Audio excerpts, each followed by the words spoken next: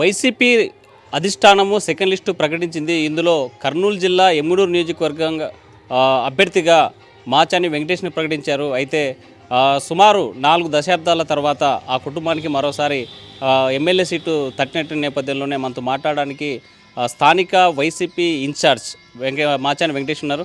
Sir చెప్పండి, మీ కుటుంబానికి first time మళ్ళీ 40 సంవత్సరాల తర్వాత ఎమ్మెల్యే సీటు ప్రకటించారు, ఎలా ఫీల్ అవుతున్నారు? సార్ నేను నమ్మలేకపోతున్నాను సార్.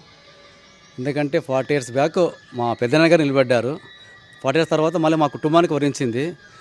ఎందుకంటే ఇప్పుడు మా చెన్నకేశ్వరి గారు సారు ఆయన రికమెండేషన్తో, వాళ్ళ కుమారుడు జగన్మోహన్ రెడ్డి వాళ్ళ రికమెండేషన్తో వాళ్ళ ప్రపోజల్ చేసినందుకే సీఎం జగన్మోహన్ రెడ్డి గారు గౌరవనీయులు పెద్దలు నన్ను ఆమోదించినారు. వాళ్ళు చెప్పినందుకు నాకు చాలా ఆనందంగా ఉంది. నేను తట్టుకోలేకపోయాను. ఎందుకంటే నేను ఒక ఇంజనీర్ని కాబట్టి వాళ్ళు ఈరోజు నన్ను ప్రపోజ్ చేసినా కాబట్టి వాళ్ళకు నేను రుణపడి ఉంటాను. వాళ్ళకి నా పాదాభి వందనములు. సార్ చెప్పండి, చెన్నకేశ్వర రెడ్డి మీ పేరు ప్రకటిస్తారని ఎప్పుడైనా ఊహించారా? కళ్ళు కూడా ఊహించలేదు. ఎందుకంటే నేను నేను ఒక ఇంజనీర్ని యాక్చువల్గా చెప్పాలంటే. ఆయన వర్క్స్ ఏమన్నా నేను చేసేవాడిని. ఆ విధంగా సార్తో నేను 10 ఏళ్ళ నుంచి నేను ఉన్నాను. సో నా యొక్క వ్యక్తిత్వాన్ని, నా యొక్క నిజాయితీని, నా యొక్క నమ్మకాన్ని ఆయన నన్ను ఈరోజు పిలిచి, వెంకటేష్ నువ్వే నాకు రాజకీయంగా అంటే బీసీ వచ్చినందుకు, లేకుంటే లేదు, బీసీ అంటే నువ్వే నాకు నచ్చినావు, నువ్వైతే నాకు బాగుంటుంది. ఎమ్మెనూరులో ఏ మత సమస్యలు లేకుండా, ఏ గలాటలు లేకుండా, తర్వాత ఏ భూ కబ్జాలు లేకుండా నువ్వు చేయగలవు ఒక నమ్మకంతో చేస్తున్నా అని ఒక నమ్మకం ఉంది. నువ్వు చేయగలవు అనే ఉద్దేశంతో సార్ చెప్పడము, ఈ విధంగా నాకు అవకాశం, అంటే ఆ విధంగా కాదు, వచ్చింది అవకాశాన్ని.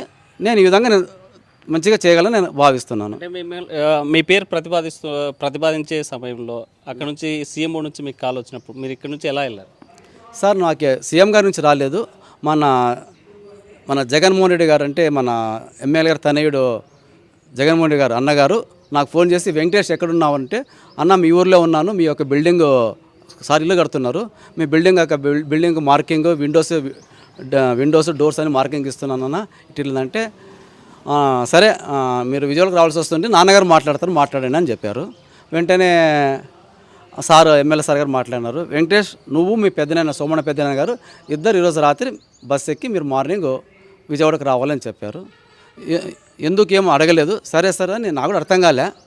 మేమేమనుకున్నామంటే, ఇక్కడ ఎమ్మెల్యేలో బీసీ సామాజిక వర్గం ఎక్కువ ఉంది కదా, అందులో కుర్నీ కులస్తులు ఎక్కువ ఉన్నారు కదా, ఈ కుర్నీ కులస్తులు ఎక్కువ ఉన్నారు కాబట్టి వాళ్ళ తరపున మేము రికమెండేషన్ చెప్పండి, ఎవరికి, మన సజ్జల రామకృష్ణ సార్ గారికి, తర్వాత లేకుంటే విజయసాయిరెడ్డి గారికి, లేకపోతే నెక్స్ట్ ఆయన రామ్ సుబ్బారెడ్డి సార్, ఇటువంటి పెద్దలు ఉన్నారు కదా, వాళ్ళ దగ్గరికి మమ్మల్ని పిలుచుకొని చెప్పిస్తారేమో అనుకున్నాం.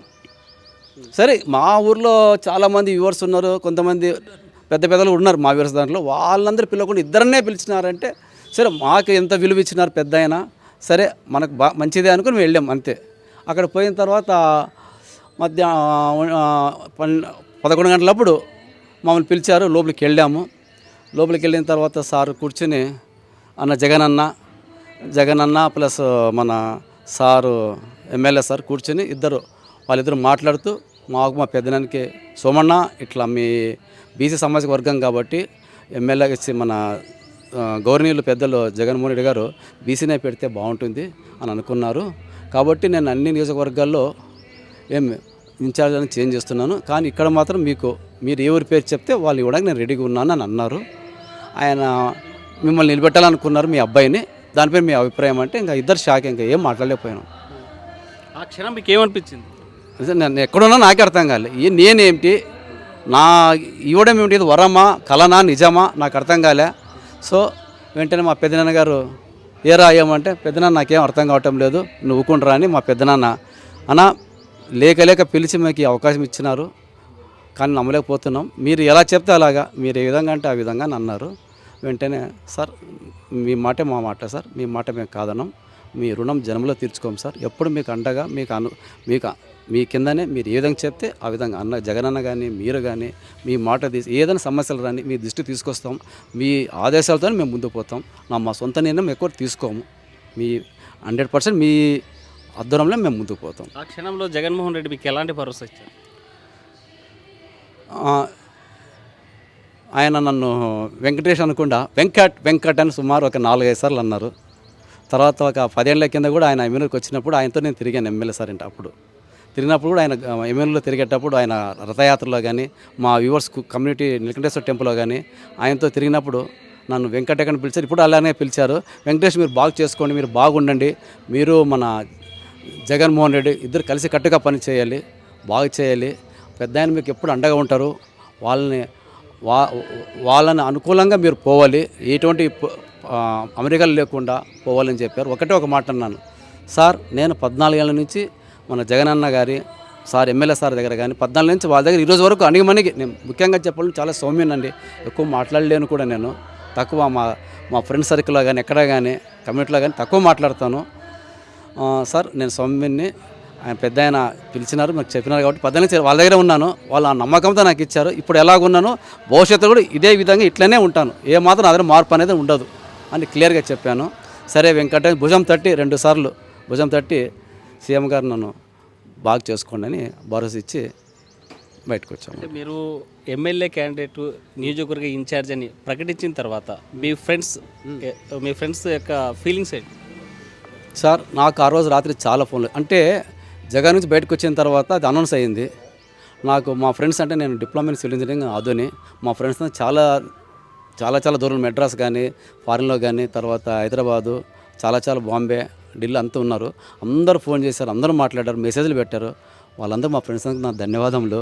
ఇంకోటి మా లెక్చరర్స్ ప్రొఫెసర్ ఒక ఆయన సారు గంగిరెడ్డి ఉంది కదా కాలేజీలో ప్రొఫెసర్గా ఉన్నారు మల్లికార్జున రెడ్డి అని, ఆయన ఫోన్ చేసి చాలా హ్యాపీ పడ్డారు. తర్వాత చంద్రశేఖర్ ఆర్ఎండి ఇంజనీరు అంత పెద్ద మా లెక్చరర్స్ అంతా ఫోన్ చేసి అందరు నాకు మా శివప్రసాద్ సార్ అని ఆధుని అందరు నాకు ఇది చాలా సంతోషమైంది. మా ఫ్రెండ్స్ అందరూ చాలామంది ఫోన్ చేశారు, చాలా ఎగ్జైట్మెంట్గా అయిపోయాను. ఈరోజు కూడా ఇంకా నాకు తెలుసుకోలేదు, తప్పకుండా అందరికి మంచి చేస్తాను నేను ఆశిస్తున్నాను. చూడండి, తాజాగా అంటే నిన్న మీ పేరు ప్రకటించిన తర్వాత నిన్నటి రోజున స్థానికంగా 3 మండలాల్లో ఉన్నటువంటి ఎంపీటీసీలు, జెడ్పీటీసీలు, సర్పంచ్లంతా కూడా ఈ క్యాండిడేటు ప్రజాబలం లేదు, ప్రజానాయకుడు కాదు, ఇతనికి ఇస్తే ఇక్కడ ఓటమి తప్పదు, మేము పార్టీ నుంచి పోవాల్సిన పరిస్థితి వస్తుంది అని విమర్శించారు. వీళ్ళకి మీ సమాధానం? సార్ అదేం లేదు సార్, అంతా రాంగ్. అది రాంగ్ అనే కాదు, వాళ్ళందరూ ఈరోజు పొద్దున మాట్లాడానండి. వాళ్ళు ఏమనంటే ఒకటి, నేను కూడా బాధపడుతున్నాను, ఇన్నేళ్ళ నుంచి 40 ఏళ్ళ నుంచి 40-50 ఏళ్ళ నుంచి మన ఎమ్మెల్యే గారు ఉండి ఈరోజు కాదన్నప్పుడు వాళ్ళకేం నాకే బాధ ఉంది. ఇదేమి ఇట్లయిపోయింది నేనే బాధపడుతున్నప్పుడు వాళ్ళు కూడా ఒక మాట బాధపడకుండా ఉంటారా? బాధని వ్యక్తపరుచుకున్నారు కానీ నా పైన వాళ్ళకి ఎటువంటి అసంతృప్తి లేదు. వాళ్ళని ఎప్పుడు అందరూ తెలుసు, నాకు వాళ్ళందరూ తెలుసు, అందరూ మాట్లాడుకుంటే ఉంటాను వాళ్ళతో నేను. కానీ ఏమంటే అక్కడంతా సిట్టింగ్లో కూర్చున్నప్పుడు ఎమ్మెల్యే గారు పోయినప్పుడు వాళ్ళంతా ఉంటారు, నేను ఉంటాను, అన్ని మాటలు మాట్లాడతాం. అంత అయిపోయిన తర్వాత వాళ్ళు ఇంకా ప్రజాక్షేత్రంలో వాళ్ళు వెళ్ళిపోతారు, నా క్షేత్రం నా ఆఫీస్లో కూర్చొని నేను ప్లాన్ చేయడం, అది అంతేగాని అందరు పరిచయమే. ఇప్పుడు నేను బాధపడతాను, ఇదేంటి అన్నప్పుడు ఇంకా వాళ్ళకి రాకుండా ఉంటుందండి. మీకు వచ్చిన సంతోషంతో పాటు అదే స్థాయిలో ఎమ్మెల్యేకి రాలేదనేటువంటి బాధ కూడా నాకు ఉంది, చాలా ఉంది. ఇప్పుడు నేను నమ్మలేకపోతున్నాను, చెప్తున్నాను కదా. నేనే ఉన్నప్పుడు ఇంక వాళ్ళు బాధపడకుండా ఉంటారండి. ఈరోజు అందరూ అటువంటి వెంకటేష్ ఏం లేదు, మాకు బాధతో బాధపడ్డాం అంతేగాని వేరేది అన్న కావాలా, అన్న అద్దరంలో పోతాను, నా ఓన్ డెసిషన్ అంతా ఏముండదు. పెద్దానికి ప్రతి ఒక్క విషయం చెప్తాము, ఆయన ఏం చెప్తే ఆ విధంగా మనం అంతా చేస్తాం. నేను పేరుకు ఎమ్మెల్యే కానీ మీరు ఎలా చెప్తే అలా నడుచుకునేవాడిని నేను. నాది ఏం లేదు, నాకు అహంకారం గర్వం అనేది ఏం లేదు. ఒక సాధారణమైన వ్యక్తిని, పేరు కుటుంబం పెద్దది, మాచాని కుటుంబం, ఎంజీ కుటుంబం అని ఒక పేరు ఉంది. వాళ్ళు ఎంజీ వాళ్ళు మాచాని అని పేరు ఉంది. ఆ పేరుకు నాకు వచ్చింది. ఇంకోటి మా నాన్నగారు Machani Nagaraju market X chairman, బియ్యం మోహన్ గారికి అనుచరుడు ఆ కాలంలో. మా నాన్నగారు మంచి పేరుతో ఇక్కడ ఉన్నారు. 83లో మా నాన్నకి ఎమ్మెల్యే సీట్ వచ్చింది. అప్పుడు కోట్ల వివాస్కర్ రెడ్డి గారు సీఎంగా ఉంటూ 83 కాంగ్రెస్లో ఎమ్మెనూరులో ఆయన నిలబడ్డారు. ఇక్కడ సీఎంగా నిలబడాలని ఎమ్మెనూరు నామినేషన్ ఇచ్చారు. అప్పుడు మా నాన్న టీడీపీ క్యాండిడేట్. అప్పుడు చాలామంది ఎందుకురా ఆయన అంత పెద్ద ఆయనతో మనకెందుకు, 83లో పెద్దలతో మనకెందుకు అలా పక్కకు వచ్చిన వాళ్ళం. కాబట్టి ఈరోజు మళ్ళీ అవకాశం వచ్చింది, మేము సద్వినియోగం చేసుకుని ఇంకోటి మా ఎమ్మెనూరులో అన్ని కులస్తులు ఉన్నారు. అందరి కులస్తులతో నాకు అందరితో పరిచయాలు, అందరితో మాట్లాడుతుంటాను. ముఖ్యంగా మా కొన్ని కులస్తులు అందరితో నాకు సద్బంధాలు ఉన్నాయి. వాళ్ళు నాకు ఇచ్చినందుకు చాలా ఆనందంగా ఉన్నారు. ప్రతి ఒక్కరిని కలిసి వాళ్ళని ఆశ్రయం తీసుకొని నేను గెలుస్తానని అనుకుంటున్నాను.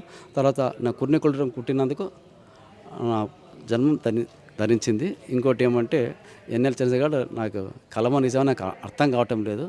సంతోషంగా వాళ్ళ యొక్క విధులు నేను వాళ్ళ అధ్వర్యంలో నేను నిర్వహిస్తానని కోరుకుంటున్నాను. రైట్. వెంకటేష్ గారు ఒకటే చెప్తున్నారు, అసలు ఎమ్మెల్యేకి పోటీ చేస్తానని కళ్ళలో కూడా ఊహించలేదు. స్థానికంగా ఉన్నటువంటి ఎమ్మెల్యే చెన్నకేశ్వరరెడ్డి నా పేరే ప్రతిపాదిస్తారని కళ్ళలో కూడా కనేటువంటి పరిస్థితి అయితే లేదు.